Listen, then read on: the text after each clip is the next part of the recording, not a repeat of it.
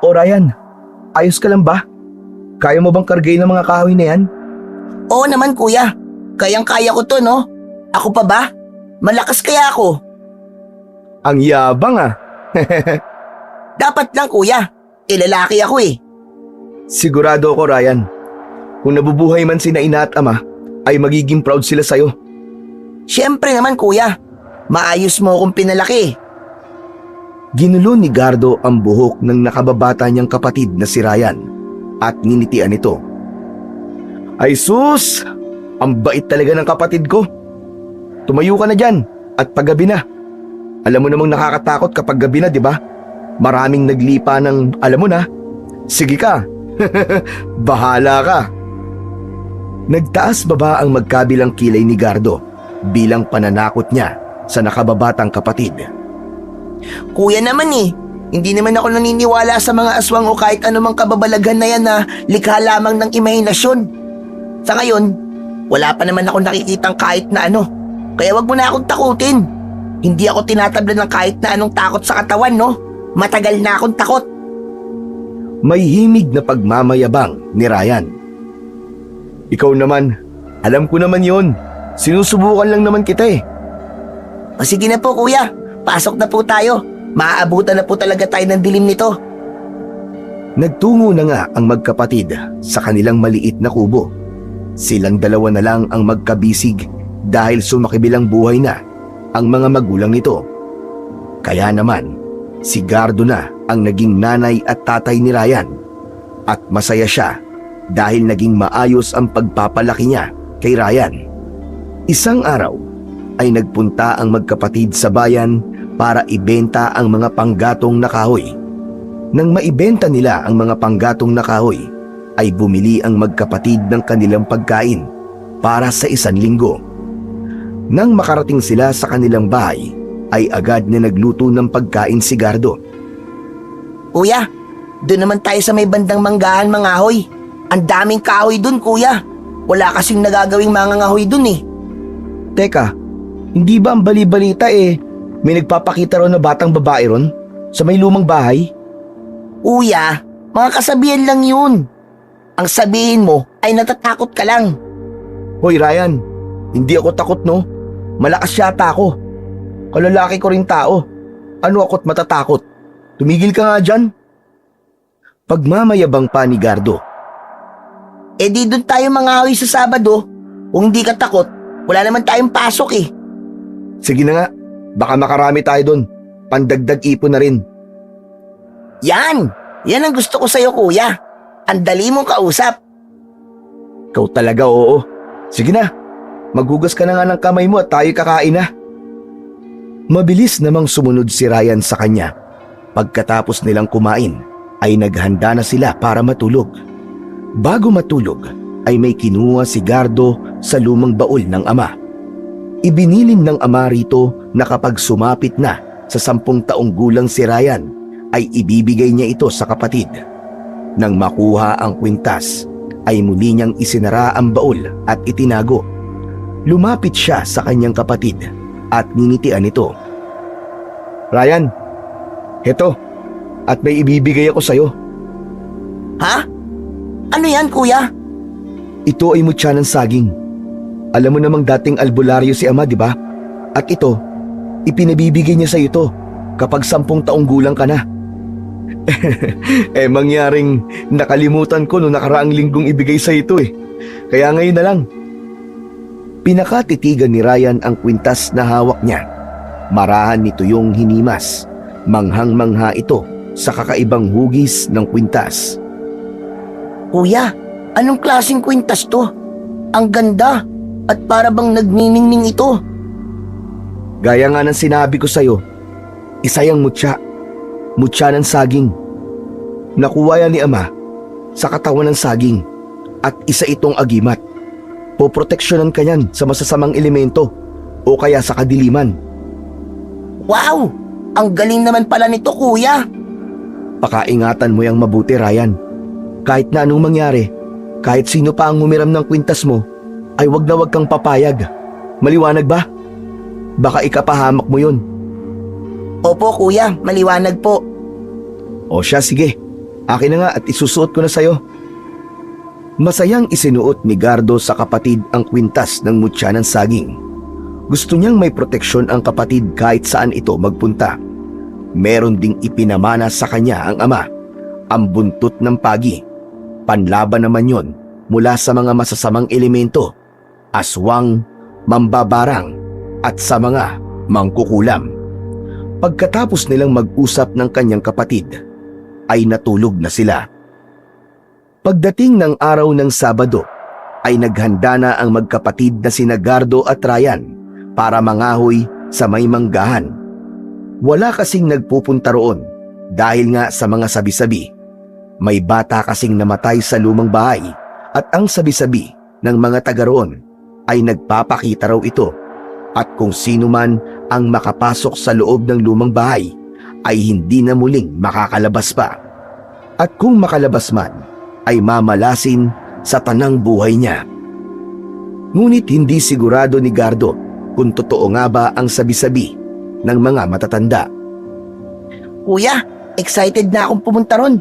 Sigurado akong marami tayong makukuhang kahoy na panggatong doon. Relax ka lang. Sobra ka namang excited eh. Siyempre naman kuya, maraming kahoy na panggatong. Ibig sabihin, maraming kita. Oo na, sige na. Tara na. Nagtungo na nga ang magkapatid na Gardo at Ryan sa kagubatan sa may manggahan. Nadaanan pa nila ang lumang bahay. Napatitig sandali si Gardo sa lumang bahay. Biglang nagtaasan ang kanyang balahibo at tila ba may itim na mahika siyang nararamdaman doon. Malamig ang panahon pero bigla na lang siyang pinagpawisan. Kuya! Kuya! Kuya Gardo, ayos ka lang ba? Ha? Oo. Ayos lang ako. Tara na Ryan. Kuya, yun ba ang lumang bahay? Yung may nagpapakitang bata? Huwag ka nang tumingin sa lumang bahay, Ryan.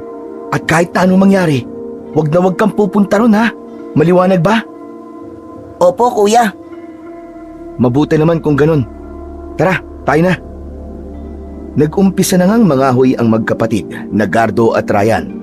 Katulad nga ng sinabi ni Ryan, ay marami silang nakuhang kahoy doon. Nang papahapon na, ay nag-aya na si Gardo na umuwi na. Agad namang pumayag ang kapatid niyang si Ryan. Nang papaalis na sila, ay biglang sumakit ang tiyan ng kanyang nakababatang kapatid.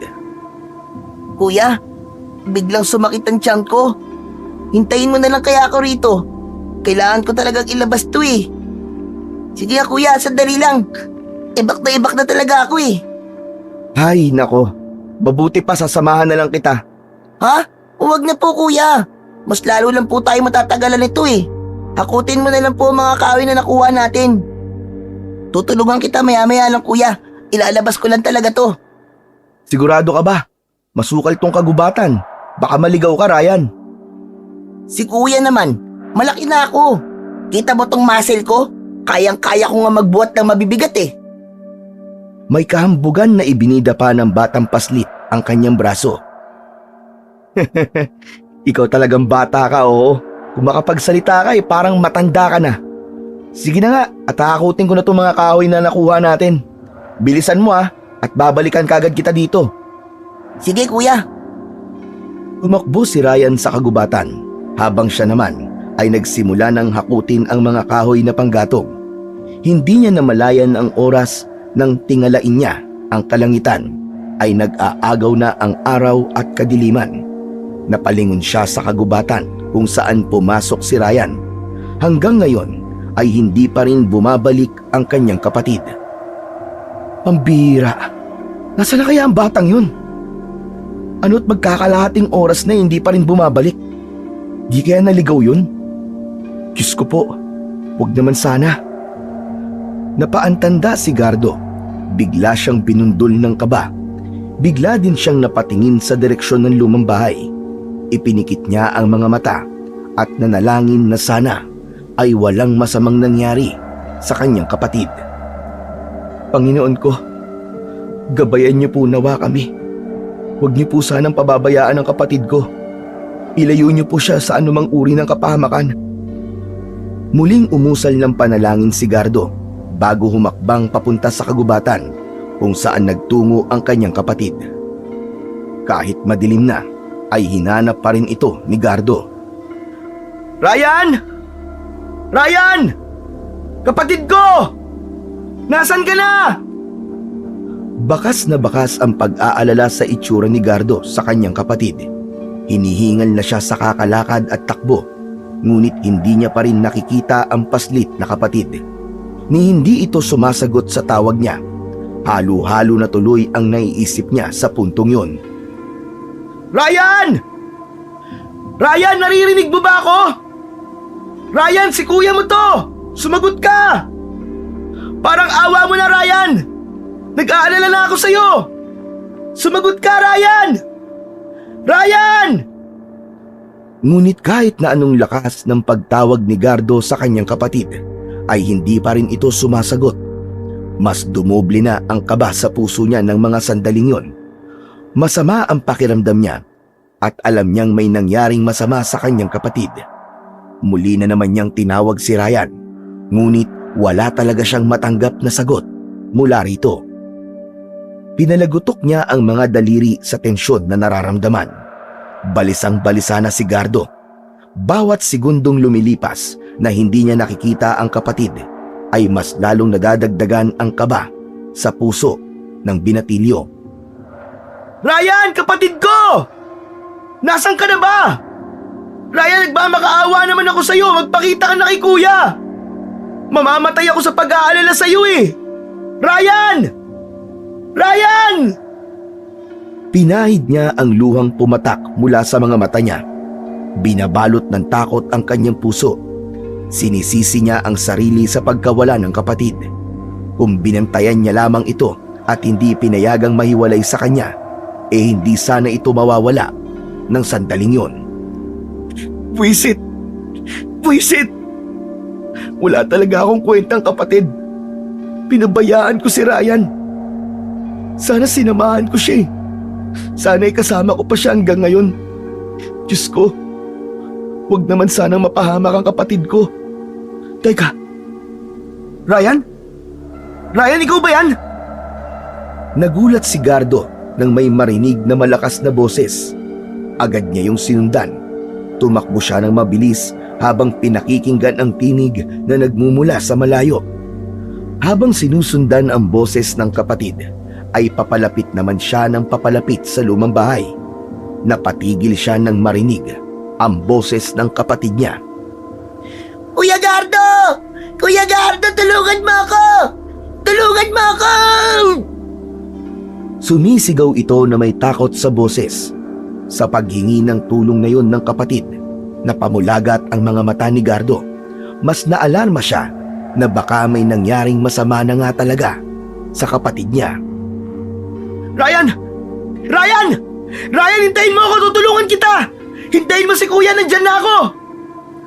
Tumakbo siya papunta sa lumang bahay. Nakita niyang hinihila ng kung anong nilalang si Ryan papasok ng bahay, kaya agad niya yung sinundan. Ngunit pagdating niya sa may pinto, ay agad na nagsara ang pinto ng bahay. Panay ang katok niya, ngunit hindi talaga siya pinagbubuksan. Ryan! Ryan, buksan niyo ang pinto! Buksan niyo! Kung sino ka man, buksan mo tong pinto na to! Ngunit kahit na anong sigaw ni Gardo, ay hindi talaga bumukas ang pinto ng bahay. Desperado na siyang makuha ang kapatid, kaya nilibot niya ang buong bahay kung saan siya pwedeng makapasok. Pero wala talaga siyang mapasukan sa kahit na anong pwede niya ring mapaglusutan. Kaya naman, napaupo na lang siya sa harap ng bahay at napaiyak ng malakas. Huwag kang mag-alala, Ryan. Ililigtas kita. Hindi ako papayag na may mangyaring masama sa'yo. Babalikan kita dito. Babalik ako bukas para iligtas ka. Tiningala ni Gardo ang bahay habang nangangako sa kapatid na babalikan ito.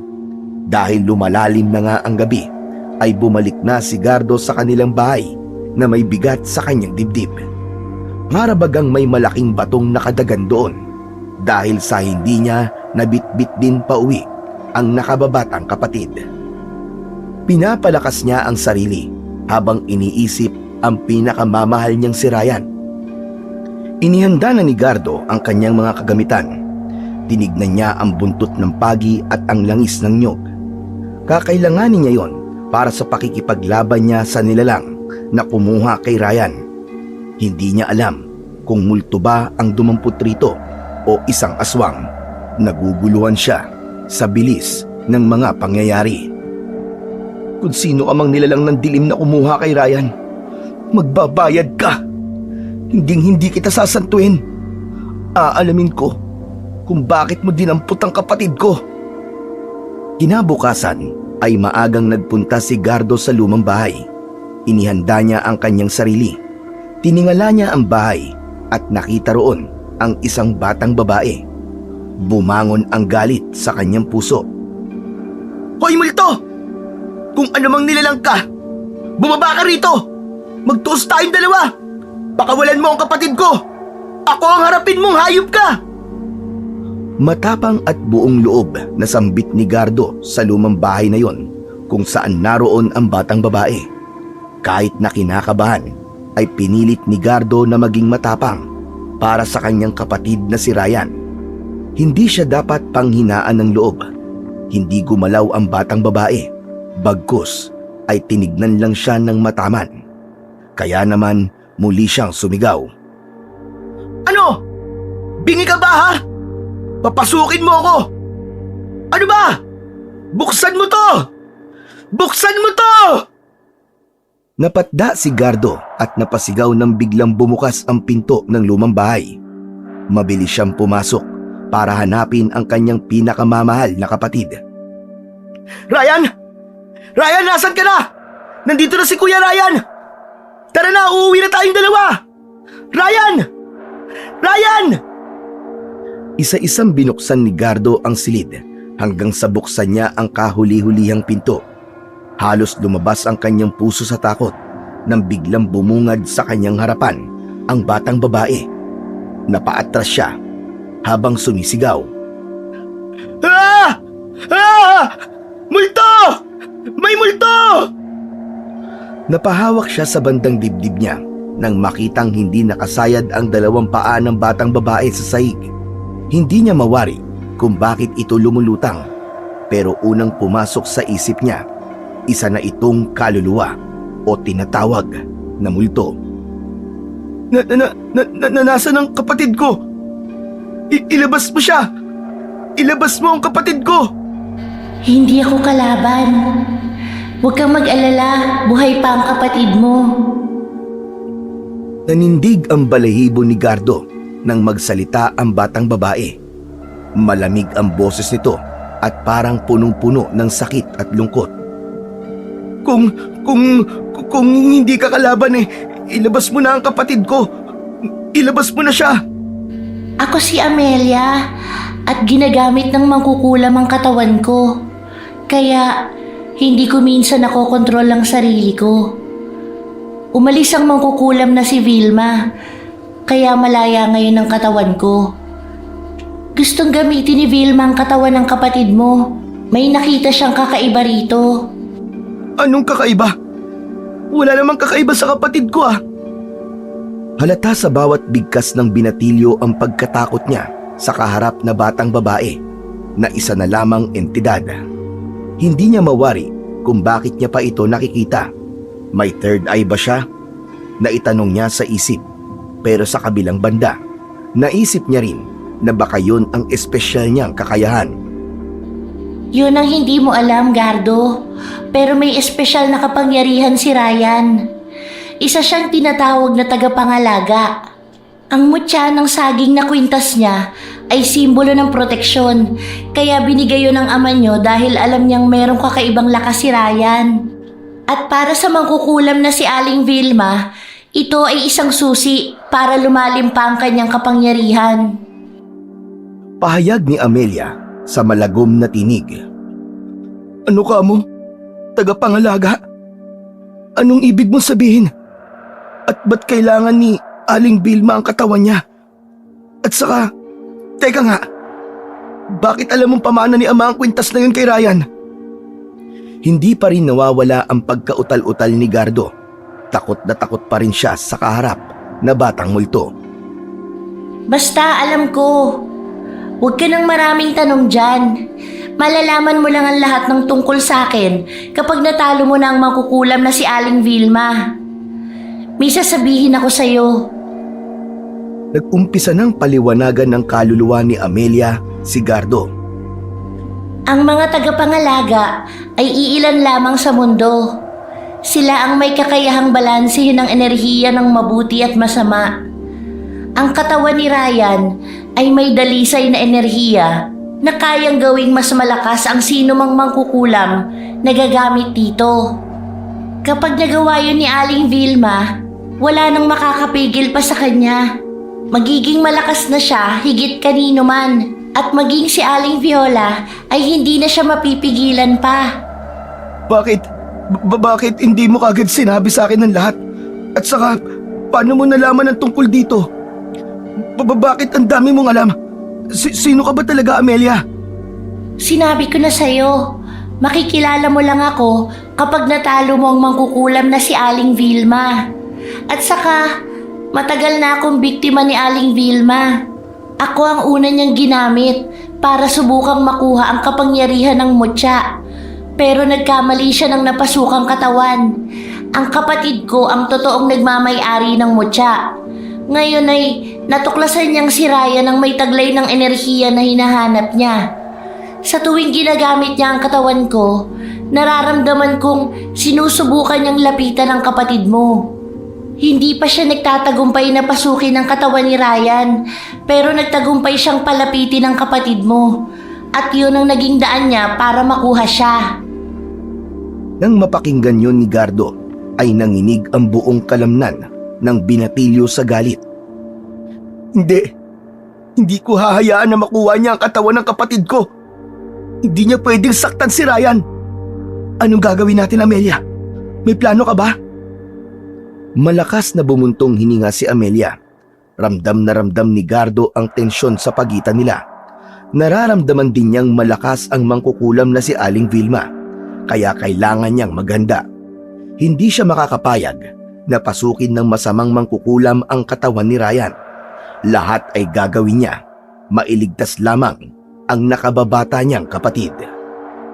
Oo, may plano na ako. Hinihintay talaga kita, Gardo. Dahil alam kong isa ka sa makakatalo kay Aling Vilma. Ito ang gagawin mo. Kailangan mong hanapin si Aling Viola. Siya ay isang mabuting mangkukulam. Siya lang ang pwedeng humadlang kay Aling Vilma para pasukin ang katawan ng kapatid mo. Alam niya kasi ang pangontra sa orasyon na yun. Pero may problema nga lang. Ano naman ang problema? Sina Aling Viola at Aling Vilma ay magkapatid. Matagal nang may alitan sa pagitan nilang dalawa. Si Vilma naligaw sa landas ng kasamaan. Samantalang si Viola piniling protektahan ng mga inosente at naging mabuting mangkukulam. Ngunit dahil sa matinding galit ni Aling Vilma sa kapatid, nagawa niyang saktan si Aling Viola. Ngayon, si Aling Viola ay nagtatago, mahina, kaya kailangang muling maibalik ang kanyang lakas para harapin si Aling Vilma. Nakiusap na ang batang multo. Gardo, tulungan mo si Aling Viola. Tulungan mong maibalik ang kanyang lakas. Pero, paano ko mahahanap si Aling Viola? Wala akong alam tungkol sa mga mangkukulam o sa mundo nila o kung saan man siya nagtatago. Huwag kang mag-alala, Gardo, dahil alam ko kung saan mo siya mahahanap. Pero medyo delikado ang papunta roon. Nasa gubat ng itim na liwanag siya nagtatago. Isa itong lugar na puno ng nilalang na hindi mo pa nakikita sa buong buhay mo. Mga anino, maligno, at mga nilalang na nasa ilalim ng utos ni Aling Vilma. Napapikit si Gardo. Pilit niyang nilalabanan ang takot na lumulukob sa buong pagkatao niya. Natatakot siya para sa kanyang sarili, pero mas natatakot siyang mawala ang pinakamamahal na kapatid. Kung kailangan niyang suungin ang kadiliman, ay gagawin niya. Mailigtas lamang ang kapatid. Para kay Ryan, gagawin ko ang kahit na ano, Amelia. Kahit ibuwis ko pa ang buhay ko, mailigtas ko lamang ang kapatid ko. Talagang ang may mabuti kang puso, Gardo. Sobrang mahal mo ang kapatid mo. Sana, ganyan din ang kapatid ko. Siya nga pala, hindi ka pwedeng pumunta ron basta-basta, Gardo. Kailangan mong ihanda ang iyong sarili. Dapat kang magdala ng mga bagay na makakaprotekta sa'yo mula sa mga iba't ibang nilalang ng dilim para hindi ka mapahamak at maging ligtas ka pagdating mo sa kinaroroonan ni Aling Viola. Napaisip naman ang binatilyo sa sinabi ni Amelia kung anong makakaprotekta sa kanya. Ano ka mo? Mga proteksyon? Anong klaseng proteksyon yun, Amelia? Asin, mga anting-anting, at halamang dagat na tinatawag na dawag ng araw. Dawag ng araw? Oo, isa yung halaman sa medisina. Kailangan mo makakuha niyan para maproteksyonan ka laban sa masamang mangkukulam na yon na si Aling Vilma. Yan lang din ang may kakayahang pigilan ng mga nilalang na sumusunod sa ginang na yun. Pero higit sa lahat, Gardo, kailangan mo ng lakas ng loob at determinasyon. Labanan mo ang iyong takot. Magpakatatag ka. Hindi sapat ang mga gamit kung ang puso mo'y punong-puno ng takot. Naiintindihan mo ba ako, Gardo? Kahit medyo naguguluhan, napilitang tumango ang binatilyo. Oo, naiintindihan ko, Amelia. Salamat sa tulong mo, ha. Handa na akong suungin ang lahat. Mailigtas ko lang ang kapatid kong si Ryan. Ang pinakamamahal kong kapatid. Sige na, umalis ka na bago pa bumalik si Aling Vilma. Hindi ko hahayaan na may mangyaring masama sa'yo. Huminga ng malalim si Gardo at nginitian ang batang multo. Muli ay nagpapasalamat ako sa impormasyong ibinahagi mo sa akin. Gagawin ko to para kay Ryan. Pupuntahan ko siya kahit pa sa itim na liwanag. Basta, masigurado kong ligtas ang kapatid ko. Gagawin ko ang lahat para sa kanya. Gardo, mag-iingat ka ha? Oo naman, ako pa ba? May tonong pagmamayabang na saad ni Gardo sa batang entidad. Bumalik ang binatilyo sa kanyang bahay. Kinuha niya ang baul sa ilalim ng kama. Doon niya kasi itinago ang mahiwagang sisidlan ng ama na iniwan sa kanya. Tandang-tanda niya noon ang sinabi ng ama sa kanya na magagamit niya ang mga yon sa takdang panahon. At mukhang ito na nga ang tamang panahon na yon. Lahat ng nandun ay kinuha niya at inilagay sa kanyang bag. Pinakatitigan ni Gardo ang buntot ng pagi nang bigla yun nagliwanag. Napangiti siya at itinago niya yon. Nakita rin ni Gardo ang isang halaman at alam niyang parang kakaiba yon. Ito na kaya ang dawag ng araw na sinasabi ni Amelia? Dapat ko tundalin para malabanan ng mga nilalang sa dilim. Isinilid ni Gardo ang kakaibang dahon na yon. Nang masigurong dala na niya ang lahat ng kailangan niya, ay lumuhod si Gardo at tumingala sa langit bago ipikit ang mga mata. Taimtim siyang nagdasal. Panginoon ko, patawarin niyo po sana ako sa mga kasalanang nagawa ko. Lalo na at meron akong pagkukulang sa kapatid ko. Huwag niyo po sana kaming pababayaan. Sana po ay mailigtas ko si Ryan. Siya na lang po ang pamilyang meron ako. Palakasin niyo po ang pananampalataya ko, O Diyos. Ikaw na po ang bahala sa amin ni Ryan. Alam kong natatalo ng kabutihan ng kasamaan. Tingin niyo po nawa ang aking panalangin, Panginoon.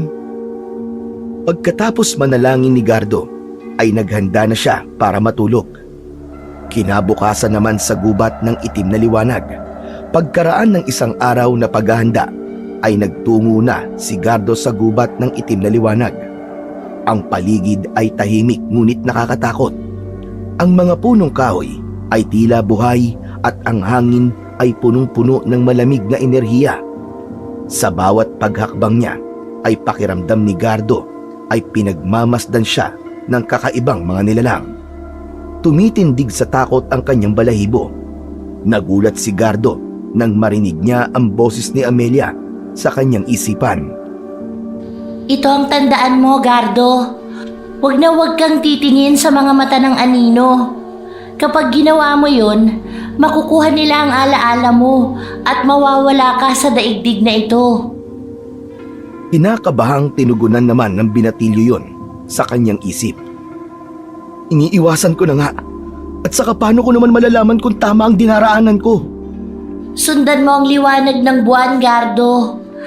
Yan lang ang palatandaan na malapit ka na kay Aling Viola. Pang naglalakad, naramdaman ni Gardo ang paggalaw ng lupa. Biglang lumitaw ang isang anino sa kanyang harapan. Malakas siyang napasigaw dahil sa labis na takot. Nanginginig din ang kanyang katawan at nangangatog ang kanyang mga binti. Ito ay tila usok na may hugis na tao. Ngunit ang mga mata nito ay nagbabaga na tila apoy. Nagsalita ang anino at tinanong kung sino siya. May lakas ng loob daw siyang pumasok sa itim na liwanag. Huwag kang magpapasindak, Gardo. Katulad ng lagi kong bilin sa'yo, tatagan mo ang sarili mo. Paalala ni Amelia sa kanyang isip. Dahil doon, buong loob niyang sinagot ang aninong yon. Wala akong intensyon na manggulo. Hinahanap ko lamang si Aling Viola. Biglang tumawa ng malakas ang anino. Sinabi ng anino na ang sinumang naghahanap kay Aling Viola ay hindi basta-basta makakalabas ng buhay. Bigla na namang nakaramdam ng takot si Gardo sa sinabi nito. Ngunit nilabanan niya ang takot. Lagi niyang itinatanim sa kanyang utak na para kay Ryan ang kanyang ginagawa. Kaya pinalakas niya ang kanyang loob. Wala akong oras para sa mga pagbabanta mo. Mahahanap at maililigtas ko si Aling Viola. Biglang kumislap ang dahon ng dawag ng araw na nakasabit sa leeg ni Gardo. Nagbigay ito ng matinding liwanag na ikinagulat ng anino. Sa isang kisap mata ay biglang umatras ang anino at naglaho. Muli na namang narinig ni Gardo ang boses ni Amelia. Ang dahon ng dawag, pinoprotektahan ka nito. Hindi ko alam na malakas ang kapangyarihan ng dawag ng araw. Amelia, bakit naririnig ko ang boses mo? Paano nangyari yun? Hindi ba sinabi ko na sa'yo? Malalaman mo ang lahat kapag natalo mo na ang mangkukulam na si Aling Vilma. Hinawakan ni Gardo ang kwintas na siyang nagligtas sa kanya. Napatulala siya habang nakatitig sa kawalan. Hindi ko alam kung bakit, pero parang nararamdaman ko may nagbabantay sa akin. Ama, binabantayan mo ba kami ni Ryan? Huwag niyo po kaming pababayaan, Ama. Protektahan niyo po kami laban sa mga masasamang nilalang. Muli na namang naglakbay si Gardo papunta sa lugar kung nasaan si Aling Viola. Ngunit sa paglalakbay niya ay muli na naman siyang nakaramdam ng kakaibang kilabot. Ramdam niya na meron na namang nagmamasid sa kanya. Habang binabaybay ni Gardo ang makipot na daan sa gitna ng masukal na kagubatan, patuloy niyang nararamdaman ang malamig na simoy ng hangin na tila nagdadala ng babala. Tila ba may mga matang nakasilip sa dilim, mga matang punong-puno ng galit at kasamaan. Naramdaman ni Amelia na may panganib na namang paparating, kaya agad niyang binalaan si Gardo. Gardo, talasan mo ang iyong paningin at makiramdam ka. Hindi pa tapos ang laban mo at mukhang may haharapin ka na namang laban. Nararamdaman ko ang presensya ng isang malakas na nilalang. Hindi siya mahinang kalaban, kaya mag-iingat ka. Oo, Amelia. Nararamdaman ko rin ang kakaibang enerhiya na yon. Parang mas mabigat ang hanging dumadampi sa balat ko. Ano na naman kayang klaseng nilalang ito? Sa kabila ng kaba ay hindi pinanghinaan ng loob si Gardo. Patuloy siyang naglakad. Kinuha niya sa sisidlan ang buntot ng pagi at mahigpit niya yung hinawakan. Yun ay ang kanyang magiging sandata laban sa malakas na nilalang na yon. Ngunit alam niyang hindi maaaring yun lang ang asahan niya. Sa susunod na laban, kailangan niya ng tapang at determinasyon. Sa kanyang paglalakad, biglang may lumabas na usok sa harapan niya. Unti-unting nagkaroon ng anyo ang usok na yon. hanggang sa ito'y magpalit ng anyo mula sa isang malaking nilalang na tila pinagsamang tao at hayop. Matutulis ang mga kuko nito at ang mga mata ay naglalagablab sa pula. Meron din itong pakpak na kayang lumipad sa kalangitan. Nasindak siya na mapagtanto kung anong klaseng nilalang yun. Isa kang aswang! Alagad ng demonyo! Itinuro si Gardo ng aswang. May galit sa mga mata nito na tangkang papaslangin na siya kagad. Pinagbintangan siyang pumatay ng mga kasama nito. Malakas na umungol ang aswang. Nagpakilala itong si Lakas, ang hari ng mga nilalang ng dilim. Punong-puno ng galit ang mga mata nito. Pinagbantaan siya nito na ipaghihiganti nito ang mga kasamahang kanyang napaslang sa laban. Wala akong alam sa sinasabi mo. At saka, kung nandun man ako sa sitwasyon na yon, kung hindi ko papaslangin ang mga aswang, ay sigurado ako rin ang papaslangin nila. Wala akong pakialam sa'yo. Nandito ako para iligtas ang kapatid ko. Napaatras si Gardo, ngunit mabilis niyang kinontrol ang sarili. Alam niyang hindi niya maaaring ipakita ang takot sa aswang na nasa kanyang harapan. Ilang beses niyang pinalakas ang loob at laging itinatatak sa isipan ang kanyang kapatid na si Ryan. Gardo, ang aswang ay isang malakas na nilalang. Dapat ay mag-ingat ka. Ito ang tandaan mo. Mas malaki man siya, ay may kahinaan din siya. Obserbahan mo ang kilos niya at kapag nakita mong may lumiwanag sa bandang parte ng katawan niya, ay agad mo yung puntiryahin. Yun ang kahinaan ng aswang na yan. Salamat, Amelia. Malaki ang naging tulong mo sa akin. Kung wala ka, ay baka hindi ako nakaabot dito. Lagi mo lang isipin ang kapatid mo para manalo ka sa laban. Nag-umpisa na ang laban sa pagitan ni Gardo at ng aswang. Mabilis ang bawat kilos ni Lakas. Halos hindi makita ni Gardo ang bawat galaw nito. Naghahagis ito ng mga matutulis na tinik na galing sa katawan nito at bahagyang tinamaan si Gardo sa braso. Malakas siyang napaigik ng dahil sa sakit. Ramdam niya ang kirot sa kanyang braso, ngunit hindi siya nagpatinag. Sa halip ay ginamit niya ang kanyang liksi upang iwasan ang sunod-sunod na mga pag-atake ng aswang sa kanya. Pinatalas ni Gardo ang paningin at tinignan kung nasaan ang kahinaan nito sa katawan. Habang nakikipaglaban si Gardo, ay biglang nagsalita si Amelia tungkol sa kahinaan ni Lakas. Gardo, ang buntot ng pagi. Gamitin mo ito sa aswang na si Lakas. Pero hindi lang yan ang gagawin mo. Kailangan mong matamaan ang kanyang puso na nasa bandang kaliwang bahagi ng dibdib niya. Yun ang kahinaan niya. Salamat, Amelia. Ngayong alam ko na ang kahinaan niya, ay tatapusin ko na ang halimaw na to.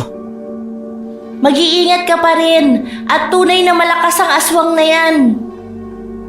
Nagpatuloy ang laban ni Gardo at ng aswang. Pilit iniiwasan ni Gardo ang bawat hampas at pag-atake ni Lakas. Nang makakita siya ng pagkakataon, mabilis niyang hinugot ang buntot ng pagi at inasinta ang kaliwang dibdib ng aswang. Ngunit mabilis din si Lakas.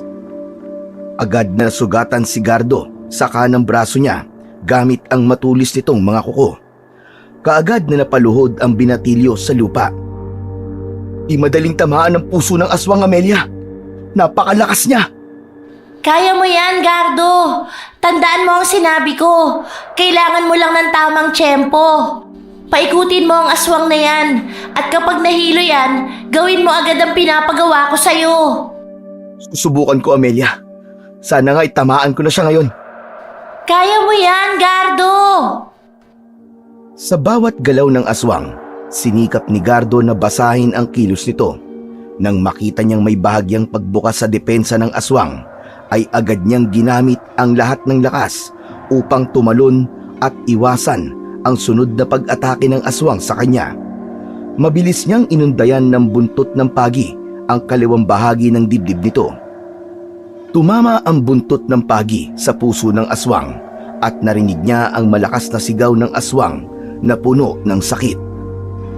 Yun! Ayos! Nadali ko siya! Nadali ko si Lakas!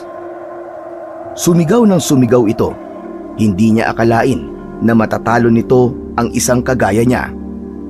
Pinagpatuloy pa ni Gardo ang ginagawa sa aswang. Isang malakas na hampas pa at tuluyang bumaon ang buntot ng pagi sa puso ng aswang. Biglang nagliyab ang katawan nito, naging abo at unti-unting naglaho na parang usok. Pagod na pagod si Gardo dahil sa pakikipaglaban, ngunit naramdaman niya ang malaking kaginhawahan sa kanyang puso. Ramdam din niya kung gaano kasaya si Amelia ng mga sandaling yun dahil nasugpo niya ang malakas na halimaw. Gardo, nagawa mo! Napatay mo ang aswang! Magaling! Isa na namang nilalang sa dilim ang naglaho. Ngunit kailangan mong maghanda, Gardo.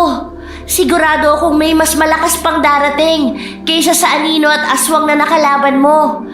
Kaya palagi mong talasan ang iyong mga paningin at pandinig. Naiintindihan mo ba? Oo, Amelia. Hindi ko nakakalimutan ang mga bilin mo. Hindi ako titigil hanggat hindi ko natatapos ang misyon ko. Maraming salamat talaga sa tulong mo, Amelia. Hindi ko magagawa ang mga ito kung di dahil sa'yo. Naku, nagdrama ka pa. Sige na, maglakbay ka na ulit. Naglakbay na nga uli si Gardo para hanapin ang kinaroroonan ni Aling Viola. Habang naglalakbay siya papunta kay Aling Viola, mas naging malapit sina Amelia at Gardo sa isa't isa. Kahit na nga ba, siya lang ang nakakarinig dito. At nararamdaman ni Gardo na hindi lang simpleng batang multo si Amelia. Alam niyang kakaiba ito, mas sigit pa sa isang batang multo. Habang naglalakbay si Gardo sa masukal na kagubatan, biglang binalot ng dilim ang buong paligid. Isang malamig na hangin ang nagdala ng kakaibang kilabot. Mula sa kawalan, lumitaw ang isang matandang babae, isang mangkukulam na may pulang mga mata at baluktot na anyo. Hawak nito ang isang tungkod na kulay berde at umiilaw. Nagsalita ang mangkukulam at sinabi nito sa kanya na wala siyang laban sa lakas nito. Natalo niya lang daw ang anino at ang aswang dahil mahihina ang mga ito, pero kumpara sa lakas nito ay hindi na siya makakalabas ng buhay. Biglang inihagis ng mangkukulam ang mga pulbos na may kasamang mahika. Biglang nanghina ang katawan ni Gardo dahil sa ginawa ng mangkukulam. Ngunit hindi siya magpapatalo sa mangkukulam na yon. Mabilis niyang inilala ang mga payo ni Amelia sa kanya na siyang bumubulong sa kanyang isipan. Gardo, gamitin mo ang dahon ng dawag ng araw. Yan ang panlaban sa kapangyarihan ng mangkukulam. Kaiba talaga ang dawag ng araw. Napakalakas nito. Kahit nanghihina ay dinukot ni Gardo ang dahon ng dawag ng araw at itinapat ito sa liwanag ng buwan.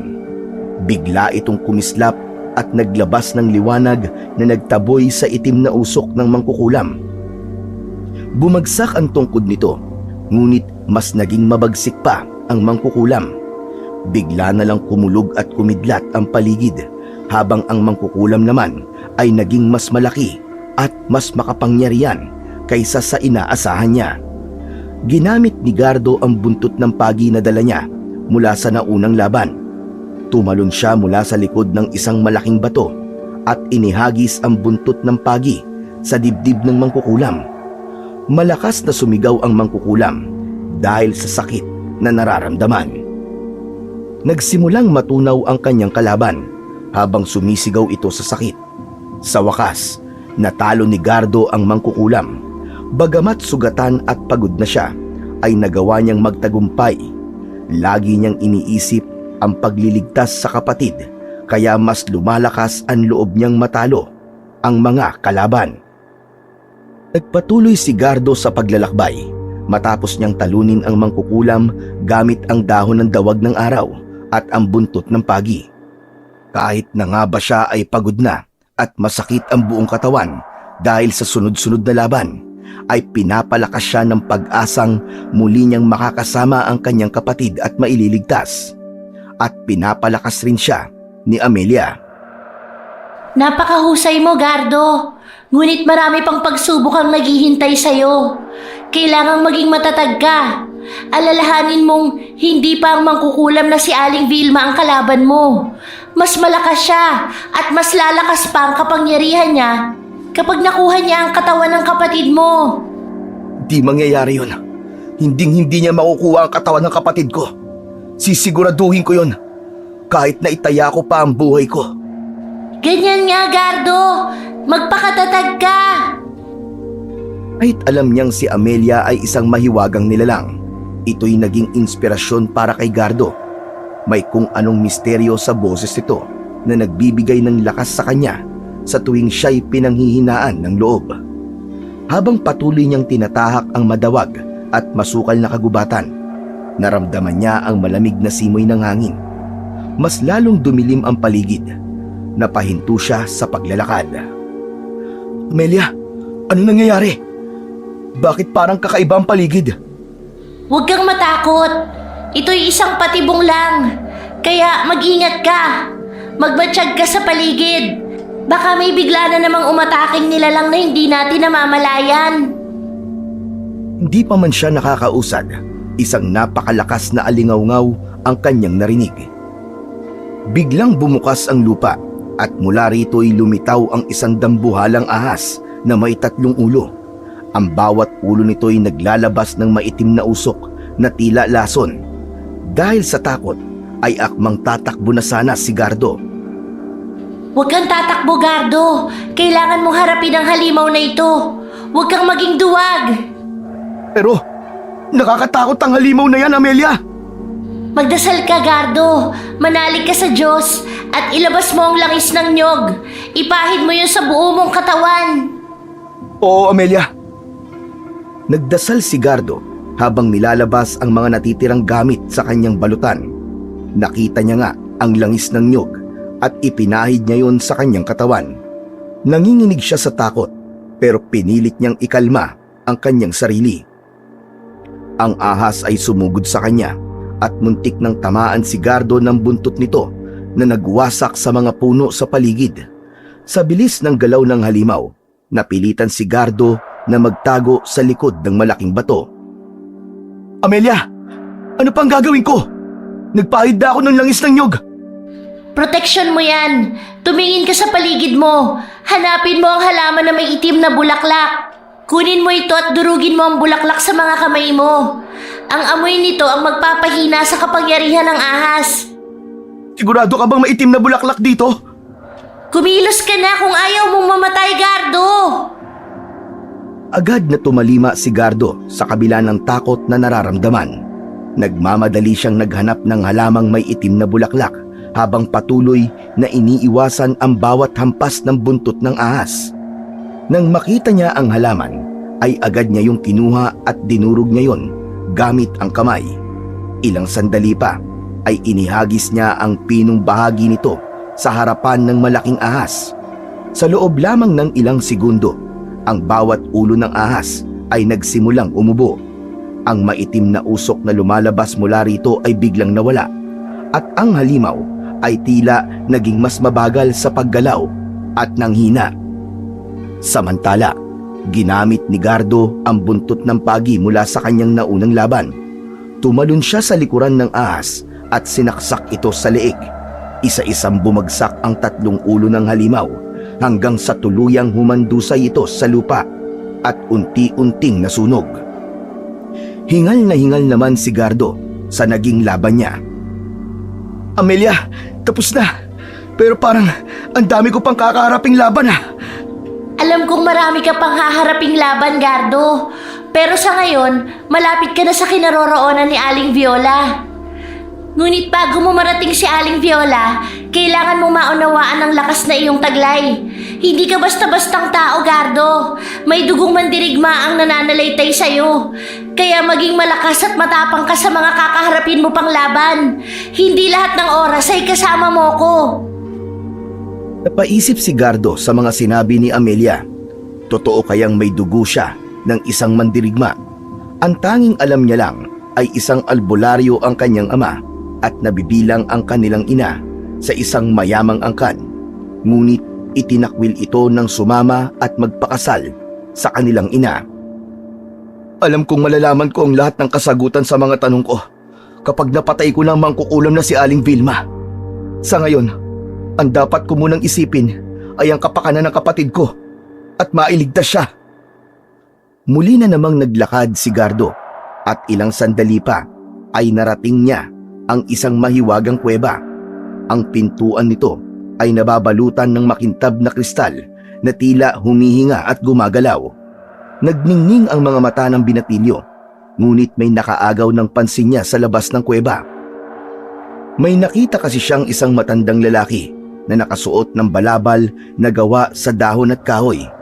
Kinutuban na naman siya na baka isa na naman itong kaaway at banta sa kanyang buhay. Sino ka? Huwag mong sabihing isa ka na namang kalaban! Nagpakilala ang matanda na si Apong Damian. Ito raw ang tagapagbantay ng kuweba kung saan matatagpuan ang tungkol sa dugong mandirigma niya. Ano po ang ibig niyong sabihin, Lo? Ipinaliwanag ni Apong Damian na ang bawat mandirigma ay kailangang malaman ang tunay na pinagmulan ng kanilang mga lakas. Ngunit hindi niya ito makikita hanggat hindi niya handang harapin ang pinakamalaking takot sa kanyang puso. Napatingin si Gardo sa pintuan ng kuweba. Alam niyang mahirap ang hamon, ngunit wala siyang ibang pagpipilian kundi ang pumasok sa loob. Kailangan ko ba talagang pumasok sa loob, Apong Damian? Tumango si Apong Damian sa kanya. Gusto niyang marinig ang boses ni Amelia, ngunit wala siyang narinig mula rito. Hindi ito tutol sa pagpasok niya sa loob ng kuweba. Kaya naman, nakahinga siya ng maluwag. Buong akala niya ay kalaban na naman ang matanda. Mas mainam kasi na makapagpahinga muna siya upang may dagdag na lakas kung sakaling may maengkwentro na naman siyang kalaban upang mailigtas ang nakababatang kapatid. Ilang sandali pa ay lakas loob siyang pumasok sa loob ng yungib. Sa loob ng kuweba, biglang nagbago ang lahat. Nasa gitna siya ng isang malawak na disyerto at sa harapan niya ay nakita niya ang sarili. Ngunit ito'y mas malaki pa sa kanya, mas malakas at mas mabagsik. Ano to? Ibig bang sabihin ito? Isa na naman itong hamon na dapat kong kaharapin? Nagsalita ang kanyang sarili. Ang sarili niya raw ang tunay na kalaban. Hindi ang mga halimaw ang tunay niyang problema, kundi ang takot niya sa sariling kakayahan. Biglang napaisip si Gardo. Tama ito. Palagi na lang takot ang inuuna niya. Kung hindi sa tulong ni Amelia, ay baka matagal na siyang naging bangkay. Nagulat si Gardo nang atakihin siya ng kanyang sarili. Wag! Wag! Hindi tayo magkalaban! Ako ay ikaw! Dapat magtulungan tayo! Wag! Subalit hindi siya pinakinggan ng kahawig niya. Para kay Gardo, laban sa sarili niyang anyo ang pinakamahirap na naranasan niya. Sa bawat hampas ng espada nito, ramdam niya ang bigat ng kanyang mga pagkukulang at ang kanyang pagdududa sa sarili. Nilakasan niya ang kanyang loob. Bigla na lang niyang naalala ang palaging pinapaalala sa kanya ng batang multo. Huwag kang susuko, Gardo! Ang lakas mo ay hindi nagmumula sa iyong mga kamay, kundi sa iyong puso! Sa huli, ginamit niya ang kanyang determinasyon at lakas para talunin ang sarili. Natalo ni Gardo ang sarili niya dahil sa tiwala na makipaglaban dito. Ilang sandali pa ay bigla na lang itong naglaho at nagkaroon siya ng bagong lakas. Nang makalabas siya ng kuweba ay hindi niya na nakita pa si Apong Damian. Pipi na lang siyang nagpasalamat dito. Muli ay naglakbay na naman si Gardo. Matapos ang mahabang paglalakbay, sa wakas ay narating niya ang isang maliit na kubo sa gitna ng gubat. Pinapalibutan ito ng mga halaman at kakaibang mga bato na tila may ukit na mga simbolo. Manghang-mangha si Gardo, kaya nagulat siya nang magsalita si Amelia. Gardo, binabati kita! Sa wakas ay nakarating ka na rin sa tahanan ni Aling Viola. Talaga? Nandito na tayo? Akala ko malayo pa ang lalakbayin ko para makarating sa bahay ni Aling Viola. Hanggang dito na lang ang pagbabantay ko sa'yo, Gardo. Ngayong malakas ka na, kayang-kaya mo na ang sarili mo at makakaya mo ng malabanan ng mga nilalang sa dilim. Alagaan mo si Aling Viola. Siya ang magiging kasangga natin sa pagtalo sa mangkukulam na si Aling Vilma. Hurba ang pagkakangiti sa labi ni Gardo. Maraming salamat talaga, Amelia. Pero pakiusap, huwag mo sanang hayaang mapahamak ang kapatid ko. Gagawin ko ang lahat na makakaya ko para matalo si Aling Vilma. At makakalaya ka na rin, Amelia. Salamat, Gardo. Huwag kang mag-alala at hindi sasaktan ni Aling Vilma si Ryan. Dahil kapag ginawa niya yon, ay pwedeng hindi tanggapin ni Ryan ang kaluluwa niya. Kaya palaging nag-iingat si Aling Vilma sa kanyang galaw. Ikaw, Gardo, mag-iingat ka rin palagi. Salamat talaga, Amelia. Mag-iingat ka rin. Nilakasan ni Gardo ang kanyang loob bago kumatok sa pinto ng maliit na kubo ni Aling Viola. Ilang sandali pa ay pinagbuksan siya ng pinto ng isang matandang babae. Maputi ang buhok ni Aling Viola at ang kanyang mga mata ay tila kumikislap sa ilalim ng liwanag ng buwan.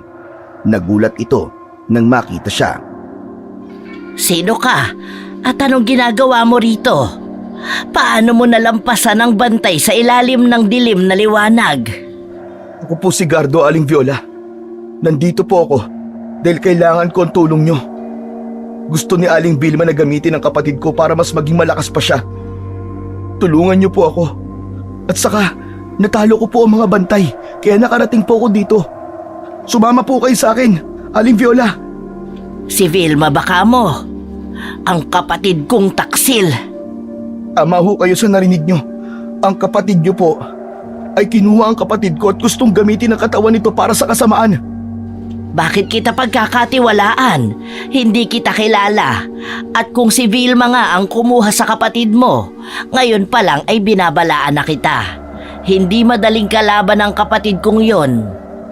Kaya nga po humihingi po ako ng tulong sa inyo, Aling Viola. Dahil wala na po akong ibang malalapitan. Si Ryan na lang po na kapatid ko ang nag-iisa kong pamilya. At ayoko po siyang gamitin ni Aling Vilma. Ayoko maging masama ang kapatid ko kaya kailangan ko po siyang iligtas. At alam kong kayo lang po makakatulong sa akin para matalo po si Aling Vilma. Paano mo nga pala nalaman ang tungkol sa akin? Sinong nagsabi sa'yo? Amelia po. Si Amelia po nagturo sa akin na kinaroroonan nyo at nagsabi ng lahat ng tungkol sa inyo.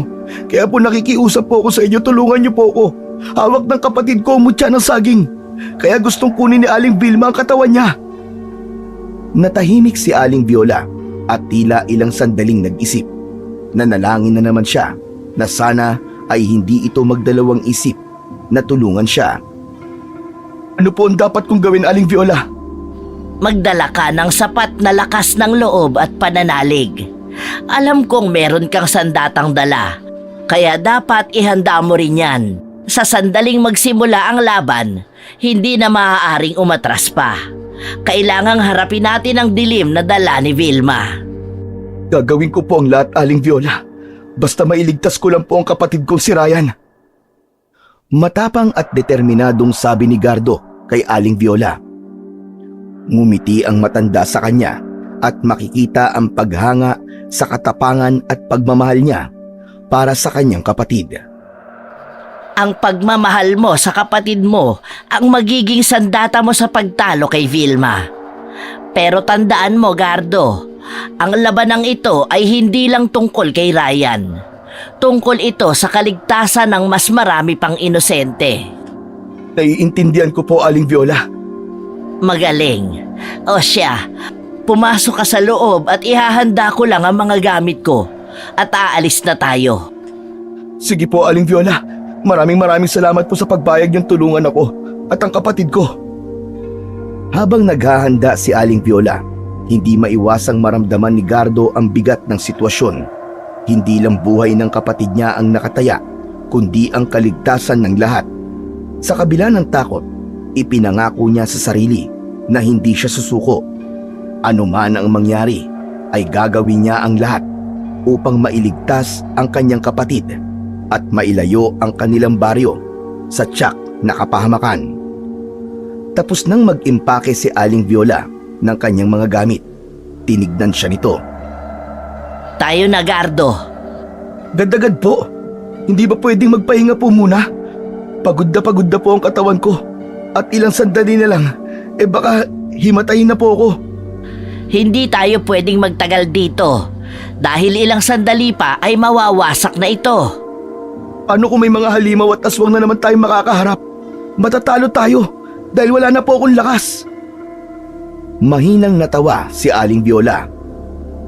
Yan ba ang inaalala mo? Huwag kang mag-alala at may alam akong daan para mabilis tayong makalabas dito sa dilim ng liwanag nang walang sino man o anumang haharang sa atin. Talaga po? May shortcut pala? Teka, bakit hindi sinabi sa akin ni Amelia yun? Dahil ako lang ang nakakaalam sa daanang iyon. Hala, tayo na at humayo. Umalis na nga si Gardo at Aling Viola sa dilim ng liwanag na kinaroroonan ng ginang. Naglakbay sila papunta sa mga malalaking puno ng kahoy at mga bato. Sa likod ng mga yon ay nakita ni Gardo ang isang nakakaakit na talon. Wow! Ang ganda naman ng talon na ito! Nagniningning na parang kristal ang tubig! Diyan tayo lalabas, Gardo. Kaya ihanda mo ang sarili mo para tumalon. Teka, ano po? Tatalon tayo sa talon na yan? Baka humalunod tayo! Hindi tayo malulunod, iho. Hawak ko ang talon. Ginamitan ko ng kapangyarihan ko. Sigurado po ba kayo? Mukha ba akong nagbibiro? E di kung ayaw mong tumalon dito, bumalik ka na lang at makipaglaban ka sa mga aswang at iba pang halimaw doon. Eto na nga po, itatalon na. Hindi naman po kayo mabiro. Humawa ka sa kamay ko. Pagbilang ko ng 3, dapat nakatalo na tayo. Maliwanag ba? Maliwanag na maliwanag po. Naghawak kamay nga si Gardo at Aling Viola. Sabay silang tumalon pagbilang nito ng 3. Malakas na napasigaw si Gardo.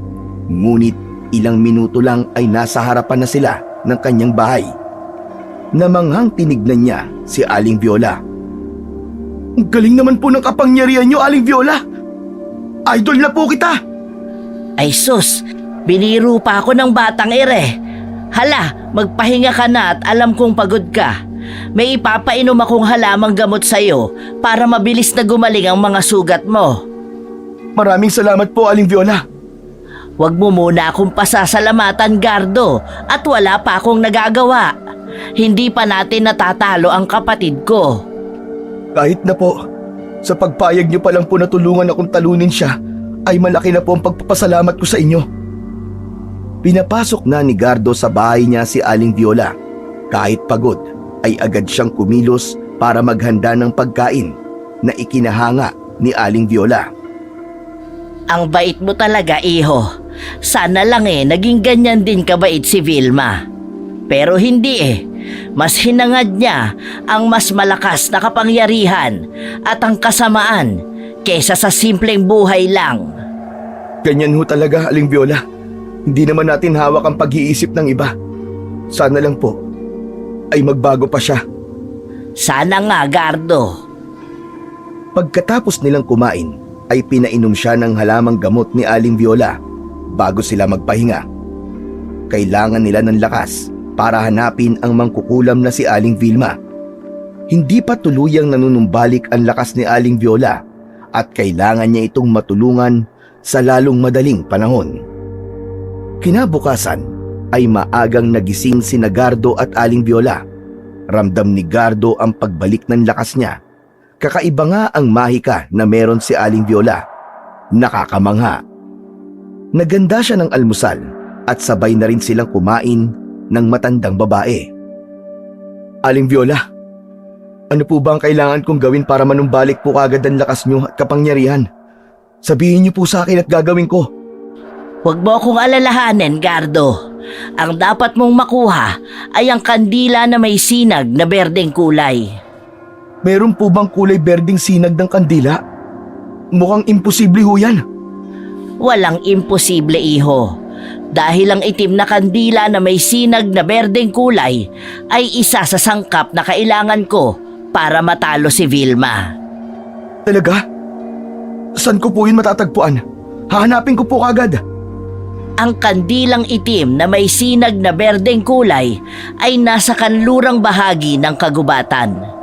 Pagpasok mo sa masukal na kagubatan, ay makikita mo ang isang itim na puno. Pumasok ka roon sa loob ng itim na puno at hanapin mo ang kandilang itim na may sinag na berdeng kulay. Mag-iingat ka lamang dahil may bantay yun. Malakas na napabuntong hininga si Gardo. Nararamdaman niyang sasabak na naman siya sa isang labanan. Pero para sa kanyang kapatid ay wala siyang hindi kayang gawin. Sige ho, Aling Viola. Yun lang po ba ang kailangan kong kunin? Oo, yun lang ang dapat mong kunin. At bago ka pumunta roon, dalhin mo ito. Isaboy mo sa mukha ng kalaban para manghina at mabulag sila. Ano po yan? Asin na gawa sa abo. Meron niyang mga halamang gamot na pangontra sa mga masasamang elemento. Gamitin mo yan kapag kailangan. Malinaw na malinaw po ang sinabi niyo sa akin, Aling Viola. Kukunin ko po ang itim na kandilang may berdeng kulay. Lalaban po ako at magiging matapang. O siya, tama na ang satsat. Humayo ka na para makabalik ka kaagad. Ganda na nga si Gardo ng kanyang gamit at nagpaalam na sa ginang. Baon niya ang tibay at lakas ng loob na ibinigay ni Aling Viola sa kanya at nararamdaman niya ring binabantayan siya ni Amelia. Nang makarating siya sa masukal na kagubatan ay agad niyang nakita ang maitim na puno. Tinignan niyang mabuti ang puno. Saan ako dadaan? Wala namang pintuan tong puno na to eh. Panay ang paninitig niya sa puno nang bigla siya nitong hilahin papasok. Malakas na napasigaw si Gardo. Nagulat pa siya nang nasa loob na siya ng itim na puno. Sa loob ng puno na yon, makikita ang kakaibang mundo. Isang lugar na puno ng dilim, halimuyak ng amag, at mga kakaibang liwanag na nagmumula sa sahig at dingding. Luminga-linga si Gardo sa loob ng puno. Nandito na ba ako? Anong klaseng lugar ba to? Bakit parang buhay ang paligid? Nasa loob lang naman ako ng itim na puno. Namangha si Gardo sa loob ng itim na puno, ngunit naramdaman din niya ang kaba dahil sa dilim na bumabalot doon. Naging maingat ang bawat takbang ni Gardo. Kailangan kong hanapin ang itim na kandila. Sabi ni Aling Viola, kailangan niya yun bilang sangkap para matalo si Aling Vilma. Sana mahanap ko kagad yun. Mabilis na hinanap ni Gardo ang itim na kandila at nang makita niya yun sa gilid ng kinatatayuan niya, nakita niya ang isang maliit na mesa kung saan may nakapatong na itim na kandila na may berdeng sinag. Ang liwanag nito ay tila gumagalaw na para bang may buhay yun. Tumigil siya sa pagakbang at tinignan ang kandila. Ayun! Ayun ang kandila! Salamat sa Diyos at nakita ko na ang kandila. Pero bakit kaya may parang iba akong nararamdaman? Biglang binalot ng kaba ang puso ni Gardo. Nagulat pa siya nang biglang may lumabas mula sa gilid ng mesa.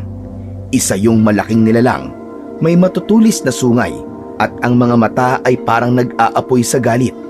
Ito ang tagapagbantay ng itim na kandilang may kulay berdeng sinag. Nagsalita ang tagapagbantay.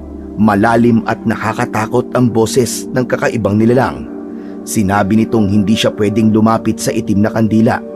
Tinanong pa nito kung sino siya.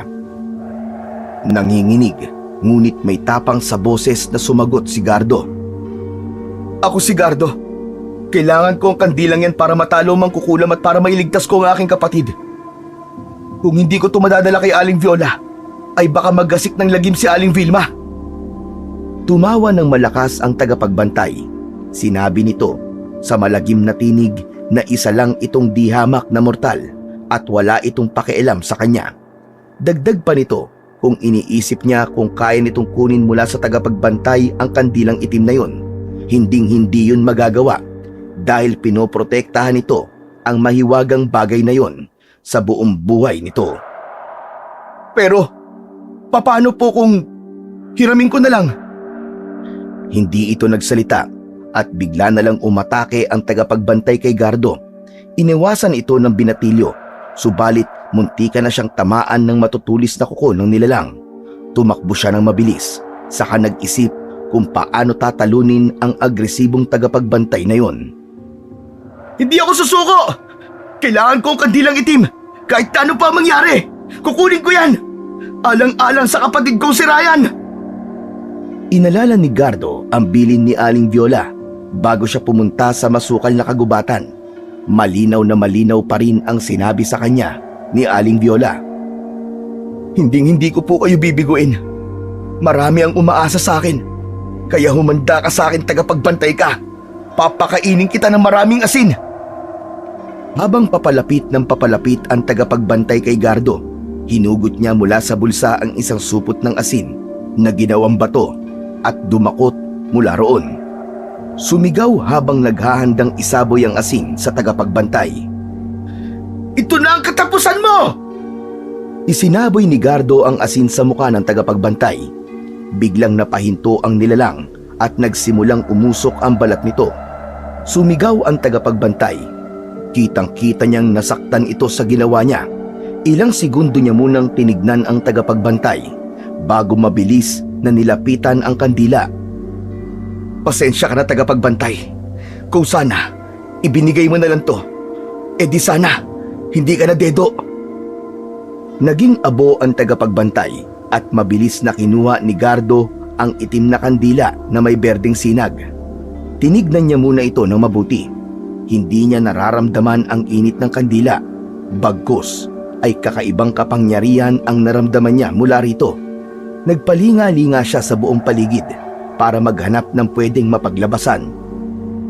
Kailangan ko makalabas kagad dito sa lalong madaling panahon. Sa di kalayuan ay nakita niya ang liwanag na bumubukas mula sa dingding ng puno. Tumakbo siya ng mabilis habang hawak ang kandilang itim. At sa wakas, nakalabas siya mula sa itim na puno at matagumpay na nakuha ang kandilang itim na may berdeng kulay na sinag. Sa labas ng kagubatan ay nakita niya ang sinag ng haring araw. Humihingal si Gardo ngunit bakas sa mukha niya ang tagumpay. Tinignan niya ang kandila na may ngiti sa labi. Nakuha ko na rin, Aling Viola. Matatapos na rin ang lahat at maililigtas ko na ang kapatid ko. Ryan, hintayin mo si Kuya at papunta na ako para sunduin ka. Masaya siyang umuwi sa kanilang bahay. Dala-dala ang itim na kandila na may berdeng kulay na sinag. Nararamdaman niyang magsisimula na talaga ang tunay na laban. Siya at si Aling Viola laban sa mangkukulam na si Aling Vilma. Ipinapanalangin niya na sana ay magtagumpay ang kabutihan kontra kadiliman. Kinagabihan ay hinalo na nga ni Aling Viola ang mga sangkap para labanan si Aling Vilma. Gumawa ito ng ritual at pinatakan nito ng kandilang itim na may berdeng kulay na sinag ang langis. Kaya naman, nagkulay berde rin yun. Umusal pa ito ng panalangin at ilang klaseng ritual bago ito natapos. Inilagay nito sa bote ang nagawang pangontra kay Aling Vilma. Ito na. Sa wakas ay natapos ko na rin ang pananggalang sa kapangyarihan ni Vilma. Talaga po? Yes! May liligtas ko na ang kapatid ko at si Amelia.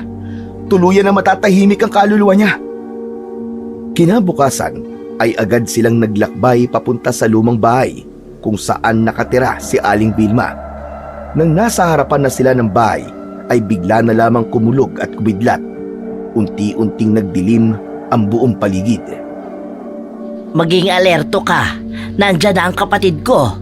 Alam kong naghahanda na siya para sumugod. Ang bihira.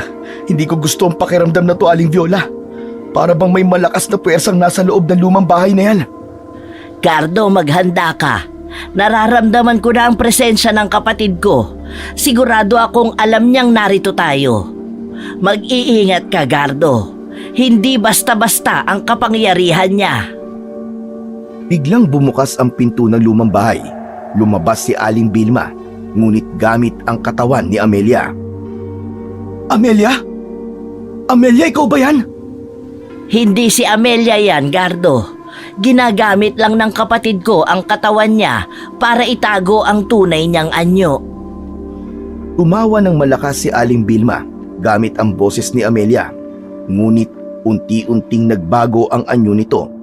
Nagmimistula itong isang nilalang na kahindik-hindik. Mahaba ang mga kuko at ang balat ay mistulang nasusunog at ang mga mata nito ay kumikislap na parabang kulay ng dugo. Nakita ni Gardo ang katawan ni Amelia na humandusay sa lupa.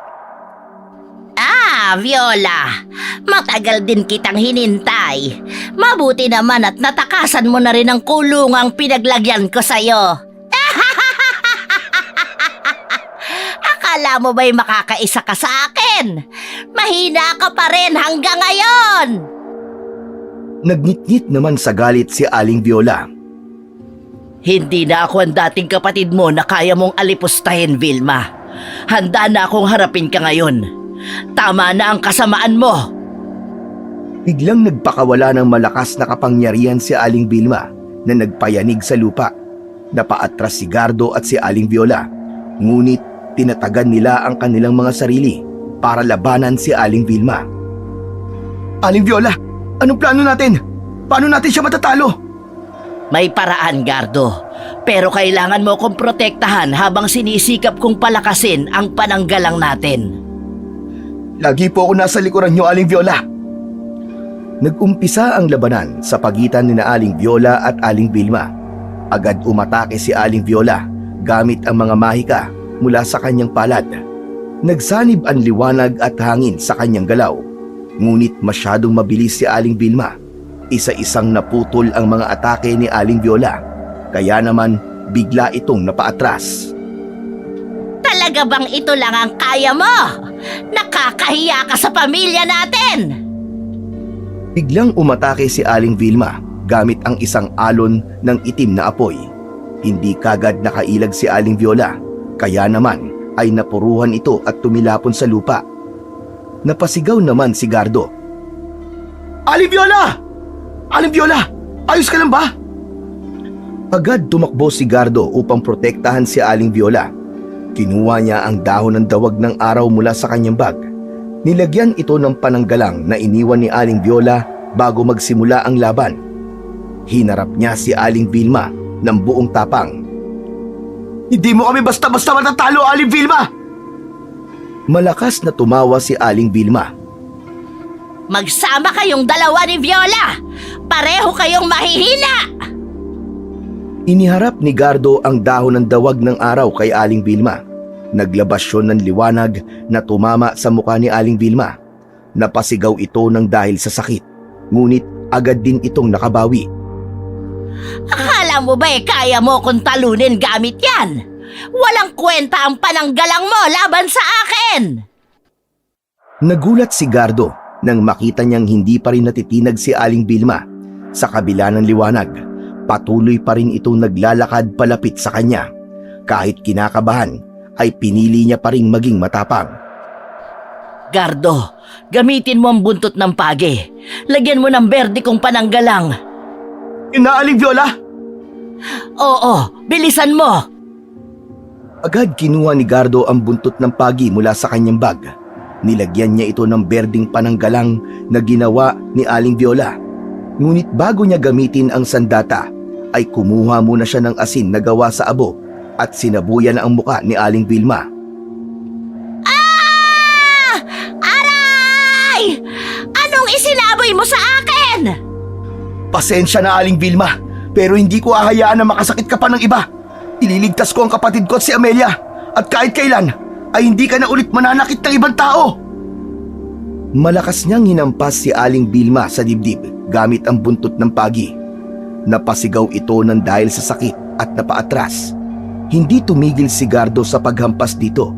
3 beses niyang hinampas ang mangkukulam. Bawat hampas niya ay nagdudulot ng malakas na sigaw mula kay Aling Vilma. Hindi! Maaari! Akala mo ba tapos na ako? Patayo pa sana si Aling Vilma, ngunit unti-unti nang humina ang katawan nito. Nagliyab ang balat nito At sa bawat sigaw nito ay lalo itong nasusunog at nagiging abo. Hanggang sa tuluyan itong natupok ng apoy at nawala na parang bula. Biglang tumahimik ang paligid. Sa wakas ay natapos na rin ang laban. Naglaho na rin ang masamang mangkukulam na si Aling Vilma. Tapos na ba? Tapos na po ba, Aling Viola? Oo, Gardo. Salamat sa tapang mo. Kung wala ka, hindi ko siya matatalo. Nakahinga ng maluwag si Gardo. Tumingala si Aling Viola sa langit na para bang bahagyang nalulungkot sa nangyari. Hindi ko man lang nagawang baguhin ang kapatid ko, Gardo. Napakasakit sa akin na hanggang sa kanyang kamatayan, mas pinili pa rin niyang sumama sa dilim. Wala ka pong kasalanan, Aling Viola. Siya po ang pumili ng kanyang kapalaran. Tumayo si Gardo. Tangan pa rin ang buntot ng pagi. Itinago niya ang sandata niya sa kanyang bag at tinignan ang katawan ni Amelia. Wala na itong buhay. Ngunit nagulat siya nang makarinig ng boses. Boses yun ni Amelia. Gardo, binabati kita. Talagang natalo mo ang mangkukulam na si Aling Vilma. Nagpapasalamat ako sa tapang mo at ngayon magiging payapa na ako. Alam mo ba kung bakit naririnig mo ang boses ko? Dahil iisang dugo lamang ang nananalaytay sa ugat natin. Ako ang kakambal ng lola mo, Gardo. Alagaan at mahalin mo ang kapatid mo. Sa muli nating pagkikita, Gardo. Paalam. Nagulat si Gardo sa nalaman niya. Tahimik siyang umiyak. Napahinto siya sa pag-iyak nang biglang nawala si Amelia sa kinahihigaan nito. Kuya! Kuya Gardo! Nag-angat ng paningin si Gardo at nakita niya ang kanyang nakababatang kapatid. Agad niya itong nilapitan at mahigpit na niyakap. Ryan! Ryan, kapatid ko! Mabuti't ligtas ka! Ayos lang ako, kuya. Pinutrektahan po ako ng mutya ng saging. Kuya, salamat at iniligtas mo ako. Kapatid kita at mahal na mahal kita. Kaya lahat ay gagawin ko para sa'yo. Para mailigtas ka. Mahal na mahal din kita, kuya. Niyakap muli ni Gardo ang kapatid. Ilang sandali pa ay tinulungan niya si Aling Viola sa pagtayo. Pinakilala niya ang kapatid niya kay Aling Viola. Pagdating nila sa bahay ay agad na naghanda ng pagkain si Gardo para sa kanilang lahat. Aling Viola, dito ka na lang po tumira sa amin. Talaga? Ayos lang ba yun sa inyo? Baka maging pabigat lang ako sa inyong magkapatid. Hindi po ayos lang talaga sa amin ang kapatid ko. Hindi ba, Ryan? Nag-thumbs up naman si Ryan sa kanya. Buong galak na ngumiti ang batang paslit. Ayos na ayos yun sa akin, kuya. Kung walang problema sa inyo, di magiging Lola Viola nyo na ako. Ayos, kuya. May lola na tayo. Yay! Naging maayos na ang lahat sa kanilang baryo. Ang lumang bahay ay sinunog na rin at nag-alay sila roon ng taimtim na panalangin para sa mga kaluluwang pumanaw na. Habang sina Gardo, Ryan at Lola Viola ay namuhay ng masaya at payapa ng magkakasama.